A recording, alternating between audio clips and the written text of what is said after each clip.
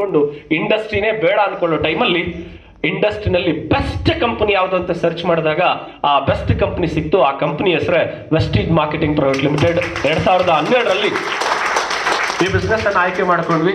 ಈ ಬಿಸ್ನೆಸ್ ಆಯ್ಕೆ ಮಾಡ್ಕೊಂಡಾಗ ಒಂದರ್ಥ ಆಯ್ತು, ಯಾರು ಈ ಪ್ರಾಡಕ್ಟ್ ಅನ್ನ ಬಳಸ್ತಾರೆ ಅವರಿಗೆ ಆರೋಗ್ಯ ಸಿಗುತ್ತೆ, ಯಾರು ಈ ಪ್ರಾಡಕ್ಟ್ ನ ರೆಫರ್ ಮಾಡ್ತಾರೆ ಅವರಿಗೆ ಐಶ್ವರ್ಯ ಸಿಗುತ್ತೆ. ಬಳಸಿದ್ರೆ ಆರೋಗ್ಯ, ರೆಕಮೆಂಡ್ ಮಾಡಿದ್ರೆ ಐಶ್ವರ್ಯ ಅಂತ ಹೇಳ್ತಾ ಈ ಪ್ರಾಡಕ್ಟ್ ಅನ್ನ ಬಳಸ್ತಾ ರೆಕಮೆಂಡ್ ಮಾಡ್ತಾ ಹೊರಟೆ. ಏನ್ ಮಾಡೋದು? ಯಾವ್ದಾದ್ರು ಒಂದು ಒಳ್ಳೆ ವಿಷಯವನ್ನ, ಒಂದು ಹೊಸ ಚಿಂತನೆಯನ್ನ, ಹೊಸ ಆವಿಷ್ಕಾರವನ್ನ ಜನಗಳ ಹತ್ರ ತಗೊಂಡೋದಾಗ ಜನ ಎಸ್ ಅನ್ನೋರು ಜಾಸ್ತಿನಾ, ನೋ ಅನ್ನೋರು ಜಾಸ್ತಿನಾ?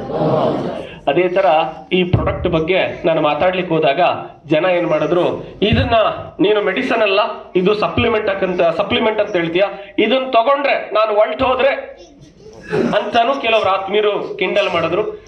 ಹೋದ್ರೆ ಅನ್ನೋರಿಗೆ ಅವ್ರ ಮುಂದೆನೆ ಸ್ಪಿರ್ಲಿನ ಓಪನ್ ಮಾಡಿ ಒಂದ್ ತಗೊಂಡು, ನೋಡಪ್ಪ ಆರೋಗ್ಯ ದೊಡ್ಡದ, ದುಡ್ಡು ದೊಡ್ಡದ?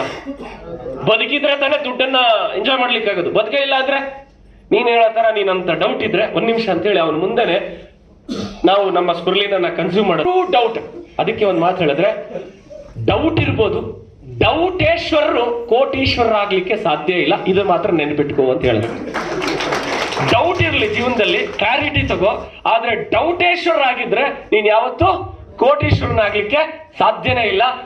ನಾನು ಕ್ಲಾರಿಟಿ ತಗೊಂಡೆ, ಈ ಪ್ರಾಡಕ್ಟ್ ಅನ್ನ ಬಳಸಿದ್ರೆ ಆರೋಗ್ಯ ಸಿಗುತ್ತೆ ಅನ್ನೋದು ನನಗೆ ಕ್ಲಾರಿಟಿ ಸಿಕ್ತು. ಇದನ್ನ ರೆಫರ್ ಮಾಡಿದ್ದು ಹಿಂಗೆ, ಅದು ಇದು ಹಾಗೆ ಹೀಗೆ ಅನೇಕ ಬಾರಿ.